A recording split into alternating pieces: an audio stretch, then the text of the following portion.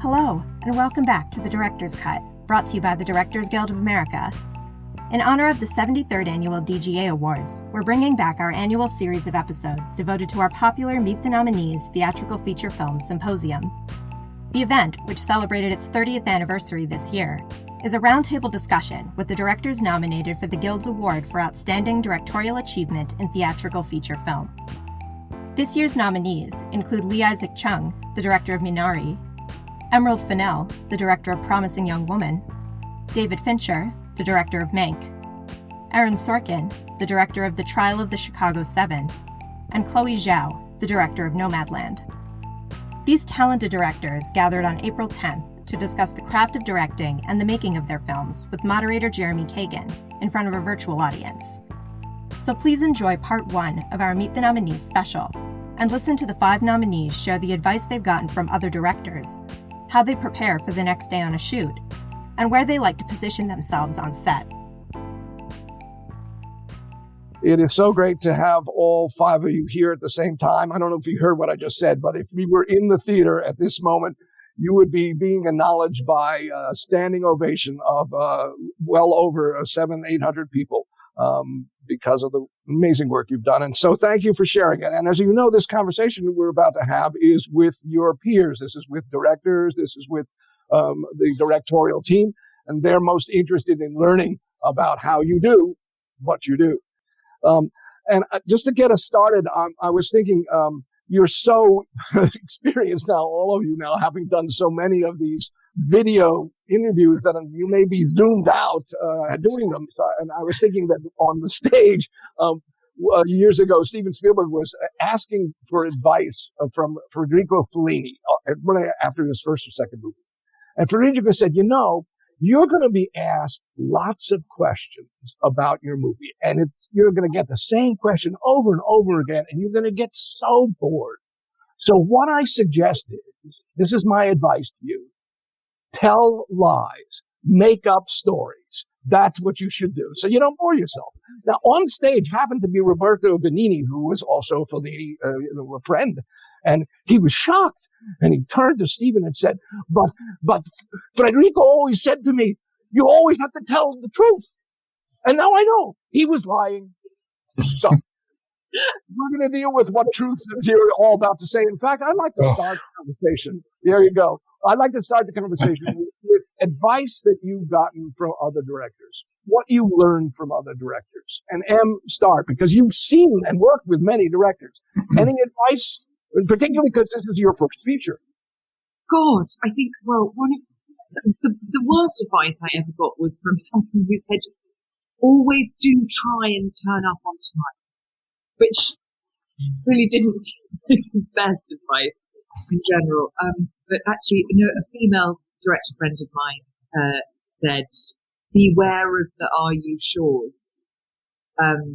She said, often you'll find if you're a first time filmmaker, or if you're making a film in a place you've not worked before, or you're a woman, or any of those things, what you'll find is you lose time because there's a lot of are you sure?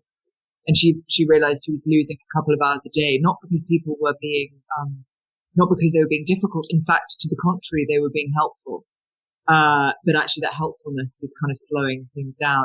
And after the first week, she said, from now on, nobody asks, are you sure? And she said, literally for the first week, she would say, okay, we're going to shoot it from here. And somebody would go, So that was amazing advice. And you've seen and worked with many directors. Have you seen things that you would have said, boy, that's something I'll never do, or that's something I want to do? Oh, God, I mean, it's such a personal preference, isn't it? I don't respond very well to being frightened, but some people really, really do. So, I don't know. I try not to be frightening, but I can. It's probably be a bit occasionally. That's it, directly. Got it. Well, you may scare us in a little bit, but we'll wait for the fear here. David, for you, have you ever been given any advice from another director that you've taken or learned from another director? And I know you've learned from Hitchcock, but I'm interested in how you would respond to this. I actually had an interesting piece of advice once from Martin Scorsese, who and I'm paraphrasing but he was talking about we were talking about style, and he said something along the lines of remember, the things that you do poorly are as much a part of your style as the things that you do well.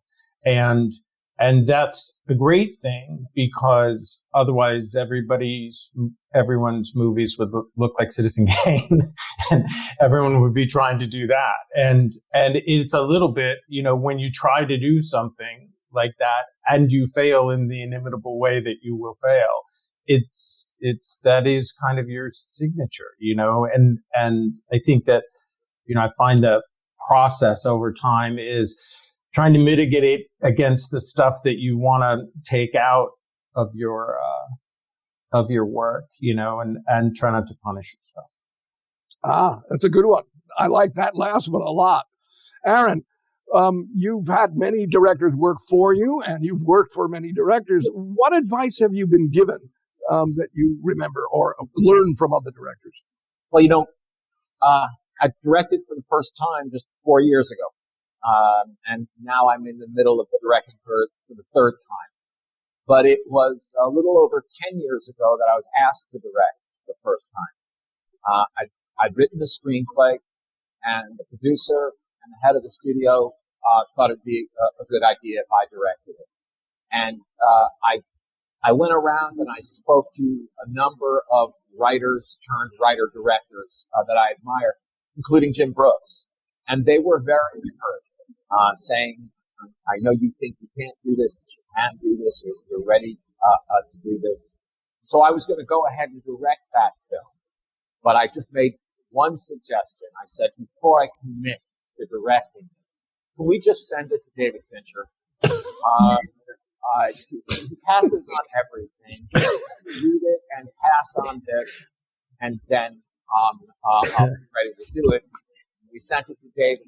3 hours later, I got an email from David saying, hey, Aaron, it's David. I'm going to direct The Social Network. Can you come over? So I would say I got lucky. I've learned a lot from directors. I've had a chance to work with great directors like David and like Mike Nichols on 3 different television series, Tommy Schlamme. And you'd have to really not be paying attention to not learn a little bit from them. On the other hand, trying to learn from David Fincher is like trying to watch Tiger Woods and then learn golf from him. It's not going to work the same when the golf club's in your hand than it is in David. So, what I've learned is surround yourself with very talented people, DP, production designer, editor, costume designer, all of the department heads. Cast it well. Put great athletes on the field. Put great actors in the film. Give them a chance to do their best. Try to be clear, and hope that the screenplay is good enough that everybody can understand what their role is in putting it on its feet and making it come alive. Aaron, did any of these directors, including David, warn you of something that is a thing that you might want to avoid as a director? David was extremely generous with, we, on the set, and we certainly talked a lot in the pre-production period, in the working on the script and so forth. I can't remember him telling me anything to do or to avoid, but I will tell you that, as a matter of fact, the very first time I directed, it was 10 years ago. It was on a social network, because on the last day of shooting, which was a Saturday, there were three very easy things, relatively easy things, that we had to get on that Saturday. We had gotten the second one, and David called me into his trailer. First, he showed me some cut footage that he put together, which looked fantastic. And then he said, let me tell you what's going to happen now. The last thing to get, again, it was an easy shot that doesn't even last 2 seconds. But he said, let me tell you what's going to happen now. I'm going to get into my car and leave, and you're going to direct the final shot on the schedule. And I laughed. I was sure that he was kidding. He said, no, I'm serious. I'm going to get in my car and leave, and you're going to do this. And I still thought he was kidding, but suddenly people were coming up to me to approve wardrobe, to approve background. Jeff Cronin with the cheap beard to approve the shot. And sure enough, David got in his car and left. Now, a big part of that may have been that David is not comfortable with the sentimentality of saying that. I'm pretty sure that was a lot of it, but at least some small part of it was David wanting me to understand this isn't like when the pilot calls you up in the cockpit when he says, you're flying the plane now. That he got off the lot to force me to be the one in charge. We did one take. It was perfect. I said, that's cut. That's great. Check the gate. The AD said, please, there is no way I can send David one take of this. You have to do more. So I said, okay, let's do it again. Exactly the same way you just did. I don't know, David. I think we did 2 or 3 or 4 just to not get in trouble. But it was a moment that really meant a lot. Just that even if it was to get out of saying goodbye to him. I'd ask you what it's like to be directed by David, since you were directed by him in Social Network. We're going to save that for a second. Let me ask Isaac the same question. Advice from other directors, or something that you learned from other directors? One that stands out to me, I got to know a filmmaker in Korea, a master filmmaker named Lee Chang-dong, and he directed Burning. And I remember I was talking to him about Minari, and we were talking about production design, and he just told me, as a general rule, don't aim for perfection. Don't aim for perfection, but aim for human. Like, aim for the most human thing. And he said that's something that needs to be clear in all the production design, but it's also something to keep in mind for the film. I mean, aiming for perfection is good, but the priority is always try to make it as human as possible. And that always stayed with me throughout the production of this film. But defining what that means, though, that distinction that you're making between sort of like perfection and human, can you delve a little deeper from the advice you were just given? Well, we were talking about how a lot of things with people is just unpredictable, and it can't seem too designed. It can't seem like someone from top down has designed it, but there's something from inside coming out from below. I like that advice. I like that idea of something surprising or something that is counterintuitive kind of coming from the characters of the film. That makes sense. Thank you. How about for you, Zhao? Chloé, what was any advice that you ever got from another director or learned from other directors? Yeah, well, there are 2 things. One is it was recently it wasn't from a director, it was from an exec. Someone said to me, you don't have to be loud when you know you're in charge. That was really, really helpful for me, not necessarily artistically, but just again, Emerald, you touch up a little bit, just being someone coming into arena that I feel like I need to be on the defense all the time. It was really helpful to have someone say to me, you're in charge. You don't have to make sure people know you are, because you are. That saved me a lot of stress and effort. The other thing is just being around Werner Herzog, who has been a mentor to me, and going to Oktoberfest with him and watching how he explains grilled fish, for example. Like, that's how we get it on the street with this precision. details that he knows about how fish is grown and what temperature this from which river. And I remember him, he said you can watch someone who is an expert on birds and learn a lot about filmmaking. There's something about that obsession about this thing. I used to feel bad that I'm so obsessed with my movie and just that's all I care about, I think about, and I used to feel guilty about it. But he really made me feel, I know this is okay. That's why you would make it good, because you become that completely. It was great to spend time with him. That's a wise piece of advice and a real one. What I'd like to ask all of you is what your homework is the day, or it might be a night shoot, the night before.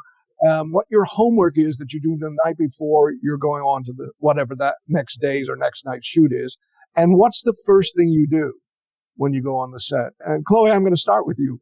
So in your movie, because you shot over a 5-month period, you were so many different kinds of locations. The entire style of your film has this feel of discovery, as distinguished from it's already down here on paper, and we're now realizing that. So I suspect that your homework might have been different than another kind of film, or maybe it was the same. But for all of you, what's the homework you do the night before, and what's the first thing you do when you walk onto a set? Chloé? The night before, for me, because I know I would be editing it, and also I'm writing it, so I had to watch the dailies, and I have to write, knowing like, okay, I think I've got enough. If I'm going to edit this thing, what other scenes I need, or what I need to change. I mean, everything, I'm sure everyone does that, but for me, it was an insular process, and I have to rewrite the scenes for next morning. I try to get it to the producers by 6 a.m. so they can actually change things on the day.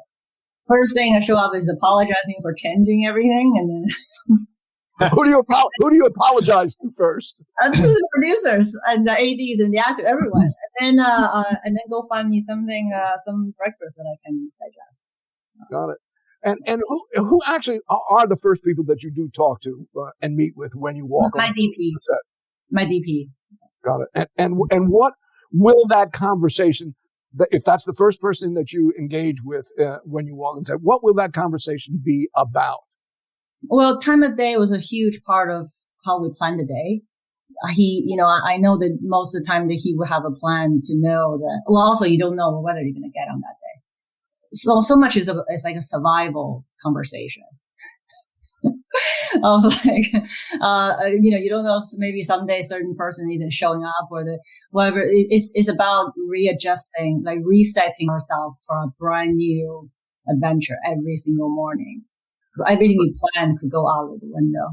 I'm going to use a specific example since that's the first person that you say you often talk to. There's a very long tracking shot with Frances McDormand through one of the camps, and it's a wonderful sort of journey that we take with her past the campers, past people in different groups, and would that be an example of where you will walk onto the set not having talked about it and figure that out, or would that have been one that you would have talked about and thought about before the day of?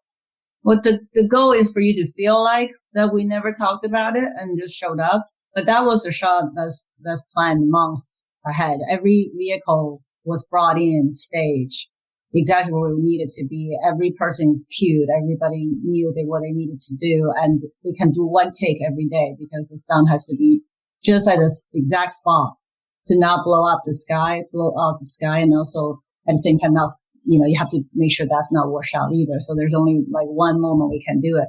So that's the opposite of everything I just said. That's one where you want it to feel like a magic trick. So the planning actually takes really long to get to that very moment. And other situations that would be normal is you would walk onto, let's say if you're in the Amazon location, would you be walking onto the set and talking to your camera person and saying, these are the kind of shots I'm feeling from the work that you did the night before, thinking about how you were going to shoot it? If you can hear each other in there, it's very, very loud. It's one of those that, we had to follow certain kind of safety rules. So we couldn't just do whatever we wanted. But in there, I didn't want to stage actual scenes that would need too much of my input. I rely quite a bit on my DP and his visual style to just go grab shots that later on in the edit, he knew me enough to shoot enough to know that I can, the feeling of loneliness, feeling like having a small person in this big modern factory. I trust him to be able to get those shots, and I trust Fran be able to really be in the moment in there working and give us something. She's such a brilliant actress, and that's so much is found in the edit. Got it. Thank you. Isaac, for you, what's the homework that you would do before the next day's shoot, and what's the first thing you do when you walk onto a set? I was thinking about that. I don't remember too much that's systematic about my process with that, but I try to catch up on decision making for the art department and costume and or wardrobe, and then just prepare the next day. Like I definitely sit down with a call sheet and really figure out how we're gonna map out the day between me and the DP.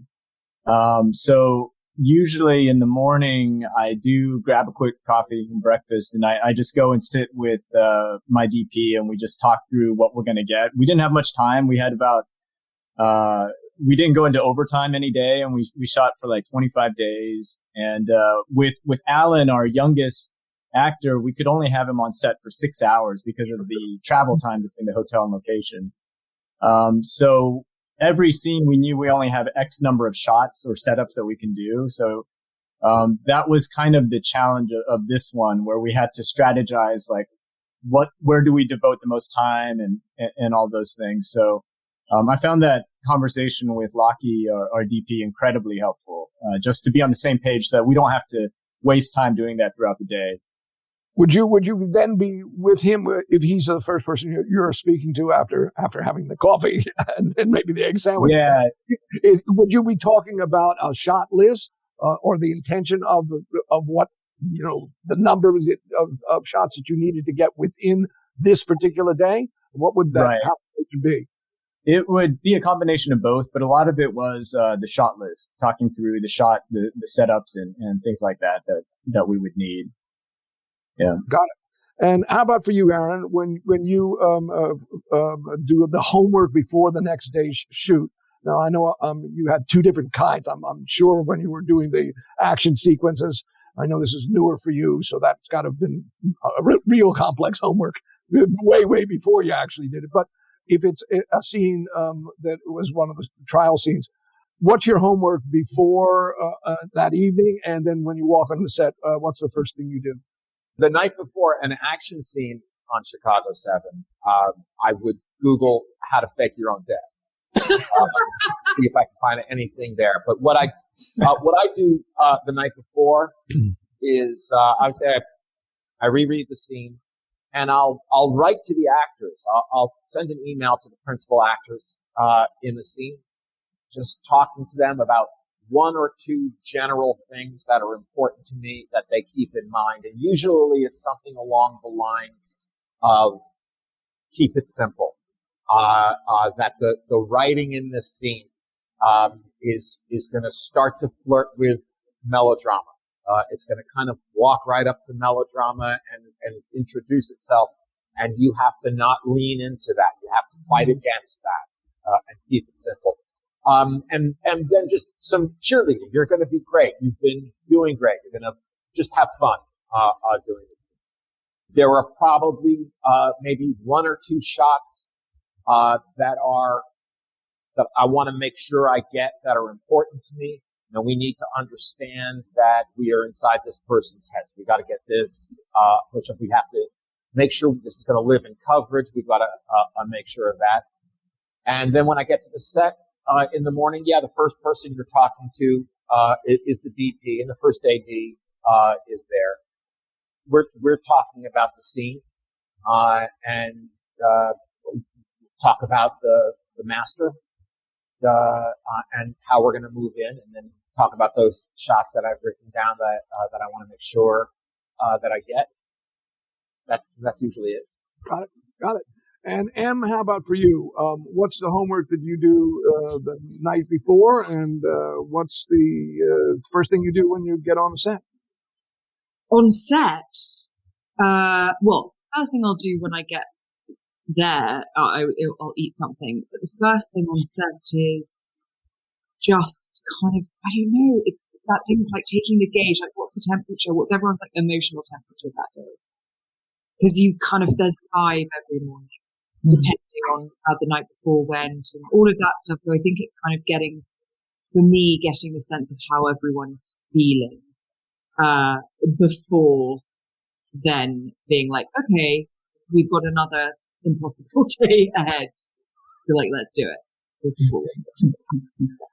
Where do you put yourself when you're on set? The world of Video Village, the world of monitors, the world of actually getting right next to the lens so that you can be with the actors and everything else is behind you. Where are you when you are working on set? I'm at the monitor, sort of hovering between mine and Ben DP's monitors, like slightly interfering nature. But generally, I don't want to be in the actor's eye line if I can help it.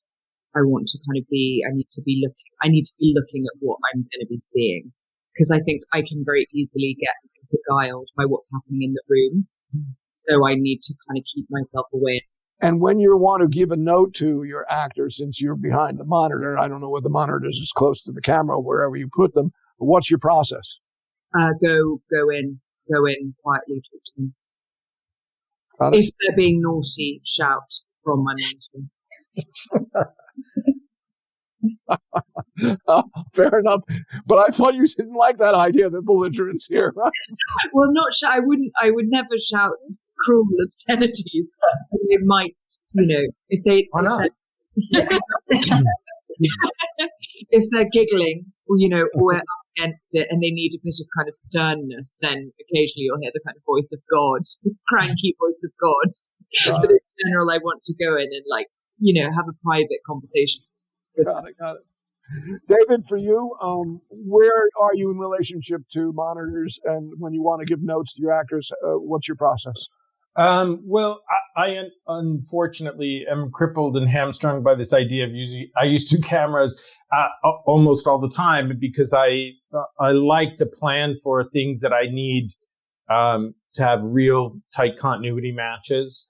And so I will, almost invariably, it's a rat fight to get from monitors to the cast. And so I will fight my way through it first couple times, and then, usually they clear some space for me because I'm, grumbling and with the fucking spaghetti. But I think that my personal taste is that I want to see what the audience is seeing.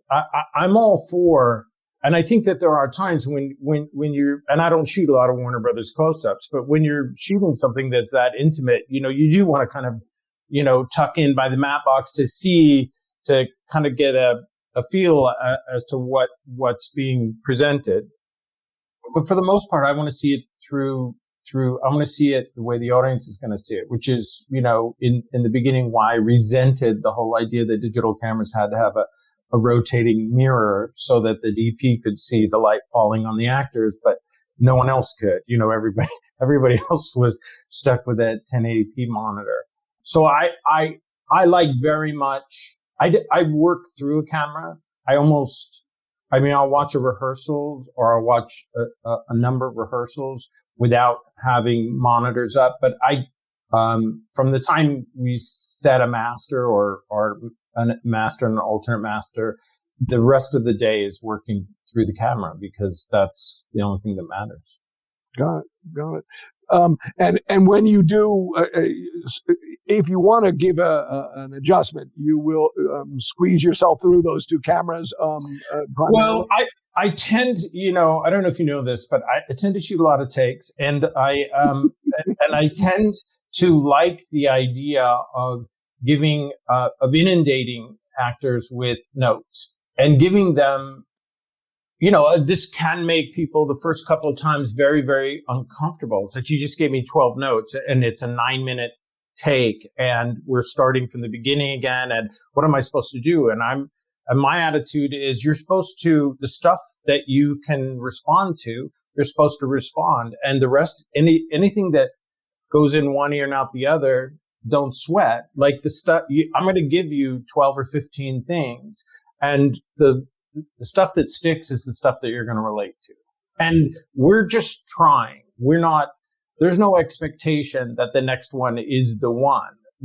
I want to create an environment where, listen, we've talked about it for 3 weeks in rehearsals. We've rehearsed it for an hour and a half in the morning. Once we lock in on what it is, then I just want that. I mean, it doesn't have to be, meet Mr. Lincoln, but it has to be repeatable to the extent that I can coverage. And my process is not, John Huston used to shoot, the first 6 lines in the master and the last 7 lines in the master and then go in for coverage. And I will shoot a master until I feel I could play the entire scene in the master. And then I will shoot an over until I feel I could play the entire scene in an over. And then I will shoot the singles and I will go at that. And it's not to grind people into dust. It's simply to say, Emerald said you take the temperature of everybody involved in that morning and you're sort of, adjusting the sliders. I tend to be like, I want to be sensitive to what people are going through, but I want you to leave that at the door. And then I want you to concentrate on exactly what it is that we have to do so that I can, if need be, cut the scene from a perspective that maybe wasn't the one that I had been thinking about for, the case of this movie, 30 years. Got it. Thank you for that. Because the perspective of shooting the whole scene and getting it right in whatever angle it is, rather than, as you were saying, Houston sort of getting the close-up when he wanted it and the wide shot, getting out of it. Chloé, what about for you? Where are you when you're shooting? Well, it's really interesting. Well, what David was just saying, even though I come at a very different method, for me, it's always like, it's what's on the camera. That's the most, that's it. That's the difference between film and theater, even though people think I might be more, because I work with a lot of non-professional actors, I'm usually like right there with them and watching them. I used to romanticize, I wish I'm that kind of director, but I learned very much when we watch dailies and I go, that is not what I felt it over there. I had to sit calmly in front of a monitor. A lot of times we have the sun right there. I only can do one take. Actually, it's very camera driven. Many times our non-professional actor will be a little bit less care about this than our professional actors. I need to learn how to make them more comfortable. It's like, I just need to do this. You don't have to know why. You don't have to, cause in my head, I'm editing it. Like, it's on survival mode. I'm never going to be back in this location again with these people at this time of the day. So I need exactly what I needed in the edit room to make it work. And so with non-professional actors, they would just do one smile for me, one look here or there, so to patch it together. And Fran, again, is just so good at that. She would give me like 5 different reactions for no reason why. And so later on, I can put it together. And so it's still actually very camera driven. Is whatever we needed later, even though it's coming from a different angle. So, but where are you actually positioned? Are you next to your camera operator, or are you? When you shoot 360, you don't really have a place you could sit down and watch. So I would have something with me the whole time, so I could either hide behind the car, or I will walk behind the camera. It's not ideal to walk behind the camera because you still have the adrenaline of the scene. You're not making the best judgment whether what you capture is actually reflecting that. For the audience that's going to sit still watching it. So if I can, I try to squat. I can fit in very tiny spaces, very flexible. So I can hide in a lot of places. And that's what I try to find a position that is still. And I watch monitor, but I don't really have a tent or anything like that, but the monitor is small. Got it. So you're carrying kind of a clamshell and moving as close as to your people, or getting out of the way where your camera is going to move. I would love to have like a rock or something, like something I can wear just so I can hide. We got to get you an endorsement for Google Glass or something. There you go. Ooh, that's right here. Yeah. When you want to give adjustments, and we're going to talk about this further, but since you're there, how are you operating? Will you then step forward in front of the lens, or how are you giving your adjustments to your actors at this moment? It's a mixture. I will shout if it's like the sun is about to set and I'm further away. I'll just shout. It's like and I'll apologize later, and then or in advance. And they all know at Magic Hour anything goes. Everything will be forgiven. And then other times, obviously, when someone's talking about something so intimate, both friend and a non-professional actor, it's about clearing the two people that we have on set, and then just whisper into their ears, hold their hands. And it really depends on what we're talking about. Gotcha. I'm going to stick with you for another question, which is a little more ahead of ourselves, which is when you want to give an adjustment to an actor, what you do. And I want to hear from all of you how you, if you want to change something on set, what you do to get that change. But I'm sort of really interested in Chloé, while we're talking here, when you're talking to your actors, particularly to your non-actors, and you want them to do something different. What's your process here? Because I know some of the pieces, like the interview with the vet, or some people telling stories. Bob, I think, talking. Some of these people are really, if you were making a documentary, this might be what they would say. But the relationship sort of with Linda May and with Swanky, I mean, there are real performances here. So I'm curious if you want to have a change. But I'm just thinking when Swanky gets sick, she, how did you, if you wanted to adjust, what would you be saying, and how would you do that, particularly with your non-actors? I want to take credits for those great performances, but it's really not. I would not go in there and say, give me 50% of that, or actually it needs to be more hopeful. I would never do that. It's really, I've heard those speeches before, and I've written them in the right part of the script for it to work in the film, and then they just need to be able to deliver on set. Because they're not cast to work or even have that ability to do that kind of performance that require an actor to do. So not so much. If anything, is about trying to make them feel comfortable. And then if there are certain lines that I feel like they're going to interesting directions, about writing the moment with them together, and they just need to be really a version of themselves. Got it. But for example, in that moment when she starts to get sick and she holds her head, that's a performance moment. I assume that was not what was happening to her, but that's what you wanted to happen to the character. Can you talk about that? Well, Swanky was a living interpreter. You know that when you go to a museum, sometimes there's I think she was in the Prairie Wind Museum in Indiana. So she does historic life interpretation things. She will pretend to be a carpenter's wife from the 18th century all day long. So I think she's got that natural, I just told her, I explained the scene to her, and then she did it, and it looked pretty realistic. Again, I have, when I work with professional actors, I feel like that we can craft it more. And with non-professional actors, a lot of times you cast them in the right role and you write for them.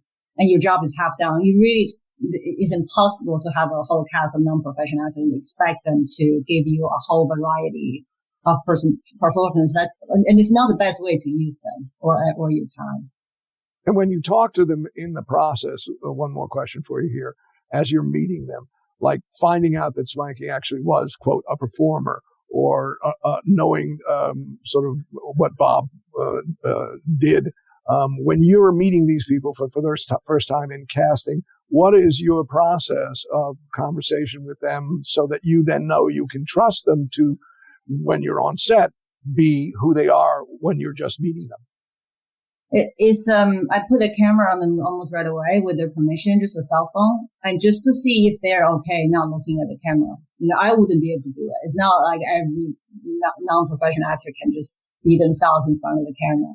And it's more about how they can trust me.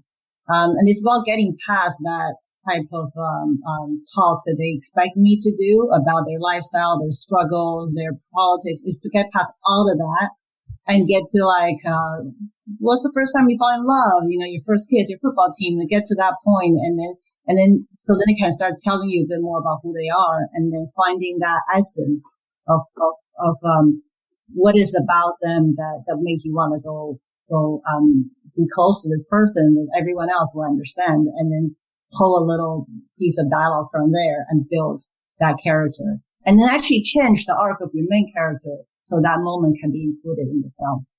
It's an interesting thing. What percentage of the people that you would be in conversation with do you think you would not use? I mean, would you meet 10 people, of which one is going to be a swankier Linda May?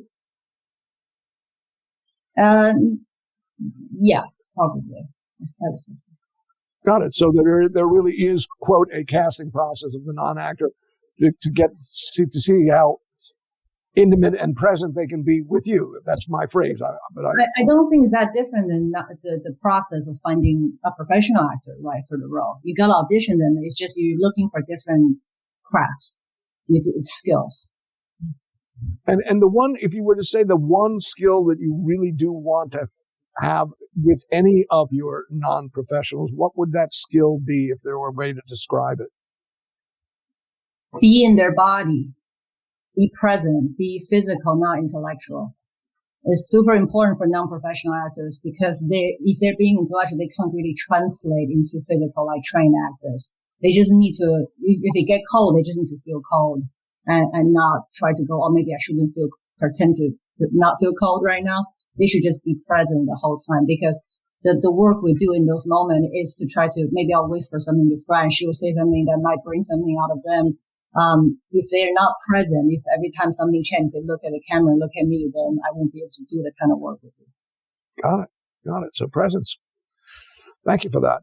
Isaac, for you, where do you position yourself on the set? Where are you? It depends on the scene. Normally, I do have a handheld monitor as well. I think I'm often hiding like Chloé is. I try to be flexible too, but I do notice I try to be next to the camera so that I can just peer up when I want to or when I need to, because sometimes I do find that presence is necessary, but it depends on also the actors in the scene. If the little boy David or Noel or Alan are in a scene, often I like to be closer to them out of frame, because sometimes I want to whisper something that they might say while we're rolling. And I've already told them, don't react to me whispering something to you. Just repeat it. So sometimes I'd be off frame, just ready to say something to them, but I'd have my monitor there, trying to see what I'm getting as an audience member. Speaking of whispering, there's a moment when David, the little boy, is meeting the grandma, and he whispers something into his mother's ear, and she pulls him and has to whisper it a second time. We never find out what that whisper is. I mean, we might be guessing it because of the early part of the relationship. But do you remember how you staged that with him and talking to him and what you told him? Well, the mother ends up repeating, "Oh, he said you don't look like a real grandma," or something like that. So he does whisper that, like he does whisper that into her ear. One of the elements that I staged with that one, though, is that we didn't tell him that Yoon Ya-jung, the veteran Korean actress, that she's going to put that chestnut in her mouth and then hand it to him. And I just told him, in this scene, your grandma is going to give you something to eat, and just eat it. That's how this scene is going to end. But she put it in her mouth and gave it to him, and then him backing away. That was a real reaction. Wow. We tried to get stuff like that a kid, would honestly respond to. That was a moment that really pleased me. By the way. In looking at that moment, I thought you must have said to him, I'm sort of fascinated with this moment. I thought you must have said to him, when she offers you this thing, pull away, which is in fact what he does. So I thought you directed him. In fact, if I'm understanding you did just the opposite. The direction was to take it, and he just says, "No, I'm not going to take this thing." Yeah. He's calculating right there. I know I was scared to eat it, And that kind of fits with the character. Like, he's, as a good Korean boy, he's been told he's got to do the right thing, but he's not wanting to do it right then. But pursuing this at one more level, if you then wanted to do, quote, take two with this, what would you do? You may not have. You may have said, I've got it. I said I got it with that one. I remember. If it were to take two, we would have just tried to do it over again. But I know for a fact we would have lost the magic of it. And that's why we all were keeping quiet about what we're about to do. And that's why we also gave him the coverage first. We made sure to cover him with that kind of, it's a medium shot, I think, of that moment. And then we did like a master after that. Got it. Got it. Right. Aaron, where do you position yourself in shooting? And if you want to give whatever adjustments, what's your process? I'm usually at the monitor. Sometimes I've got the handheld monitor, so I can be a little closer. Every once in a while, an actor wants me even closer. They'll want a line reading. Sometime. So I'll be sitting there and I'll say it for me. So I'll be there. As far as giving notes, first of all, I try not to do it so publicly. I don't want the actor to feel like they're being told they've done something wrong in front of everybody. And I don't want them feeling like now everybody is going to watch to see how they responded to this note. Sometimes you can't really help it because the movie set is very crowded. But I learned something that there's an actor I've worked with a lot, Jeff Daniels, and I asked Jeff, how much or how little do you want to hear from the director while you're shooting the scene? And he said, before we're shooting the scene, in rehearsal, the night before, that morning, talk to me as much as you want. Say whatever you want. Once you start shooting the scene, in between takes, say it in 5 words or less. So I try to get the actors in the scene to the point where all I have to say between the takes is a little hotter, a little colder, pace it up a little bit here, take your time there, leave room for this, that kind of thing. Got it. In a scene like, and thank you, that's actually quite valuable. In a scene like the argument between Tom Hayden and Kunstler, where there's a lot of overlapping and intensity, how are you speaking to those actors at that particular moment where, in fact, it is sort of overlapping of some of the dialogue that you've written in that particular scene? Do you remember what you said to them? Yeah, sure. Well, first of all, it's 2 great actors, right? It's Mark Rylance and Eddie Redmayne, who need no acting lessons and who have been looking forward to this scene for months. So in a scene like that, again, it's going to be a lot of technical, musical stuff. I write a lot of interruptions, whether a character is interrupting themselves with another thought, whether they're being interrupted by someone else. And I need to constantly remind the actor to not anticipate being interrupted. I really like the sound of 2 or more people speaking at once. And so where in the script the line will be interrupted with a dash dash, I'll tell them what the rest of that sentence was going to be. Make sure that they put the burden on the other actor. Make them stop you from talking. Don't stop because the script told you to stop. And similarly, the actor who's doing the interrupting, interrupt them as soon as you hear the word that is making you say, no, that it didn't happen that way. That it's making you argue with them. Don't wait for the moment in the script. So with Eddie and Mark, it was that they had asked me to write the whole thing, right? Because we keep cutting away to the early moments of the riot and how that suddenly exploded. We keep cutting away to Abby, who's doing Abbey stand-up that he would do at colleges on the weekends. And so they asked me to write the whole scene, to fill in the blanks for them. So I did. And then we shot the whole thing as if there were somewhere around here's a film of them doing the whole thing without cutaways to these other moments. But honestly, I could be wrong. I could be remembering it incorrectly, but I don't remember having to gas those two guys up at all. Aaron, did you shoot because of this? And David was just talking about that earlier about shooting multiple cameras. For something like this, where that interruption was happening, were you doing multiple cameras, or where are you with multiple cameras? We used multiple cameras as often as we could, 2 and sometimes 3.